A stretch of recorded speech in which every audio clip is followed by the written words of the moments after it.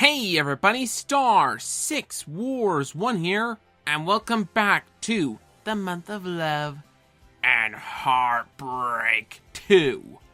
For this one, we look at Kokoro Connect. Now, I've heard some people praise this anime, and because of that, I've wanted to check this anime out since the first month of love and heartbreak. Was it worth the wait, or was it a letdown? Well, let's find out. First up, the story. The story starts with 5 friends named Taichi, Inaba, Iori, Aoki, and Yui having their minds switched with each other caused by an entity called Heartseed, and them trying to figure out why this is happening and how they will be able to deal with it, and other phenomenon later on. What I like about the story is the situations they get into. I find it interesting to see how each character views and changes from the situation. I also like the drama for the most part, as well as the comedy. However, the story does have its problems.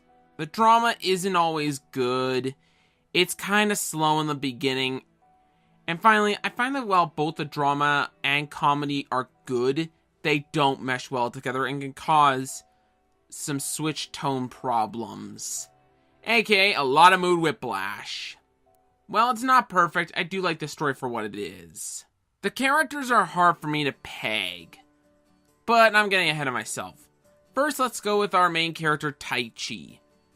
Taichi is a mostly generic main character. Most of the time, he has a bland personality that many other generic main anime characters have. He also actively tries to be a hero when needed, sometimes going to levels that remind me of Shiro Emiya, except less stupid for the most part. I don't hate him though, I just wish he could have been better.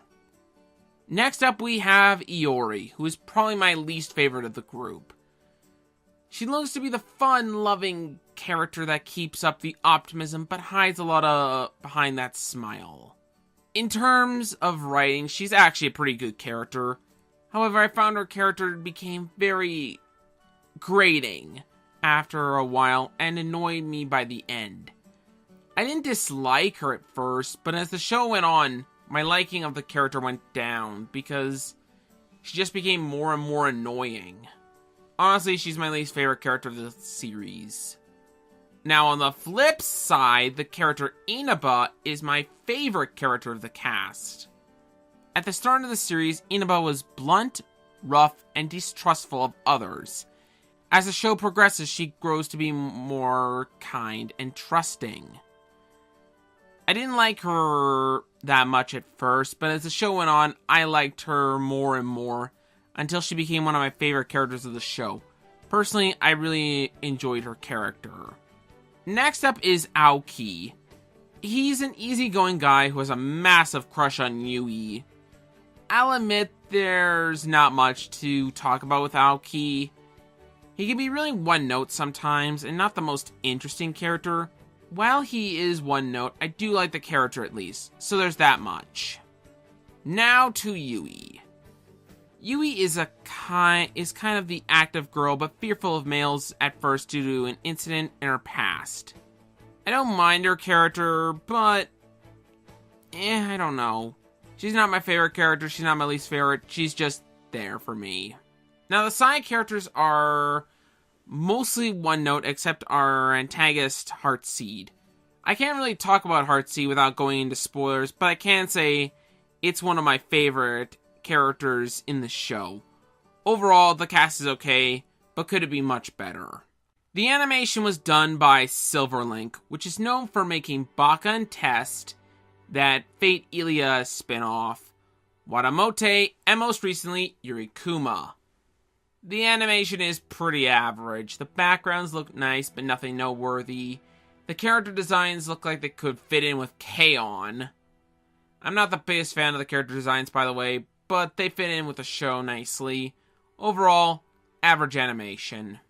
Next up is the music. The OST is good. It fits the show rather well. It's also varied when it needs to be. As for the openings and endings, I like them fine. They aren't the best or that big of noteworthy, but I did like them for what they were. Now, should you go with the show sub or dubbed? Now, I'll be honest, while I'm not the biggest fan of what I've heard of the dub, it's listenable at least. Though given that, I'd recommend the sub. Oh, Kokoro Connect. Why are you so hard for me to peg? On one hand, I like some of the characters. The story can be good for the most part. I don't mind the music or animation. But on the other hand, I have problems with each of the aforementioned subjects. Not all the characters are good. The parts of the story can be really slow and at times. The animation is average at best. And the music could be a little better for me. I do like Kokoro Connect. I find that there are things I dislike about it, hence why I find it difficult for me to peg. Overall, it's a good anime, but not without its problems.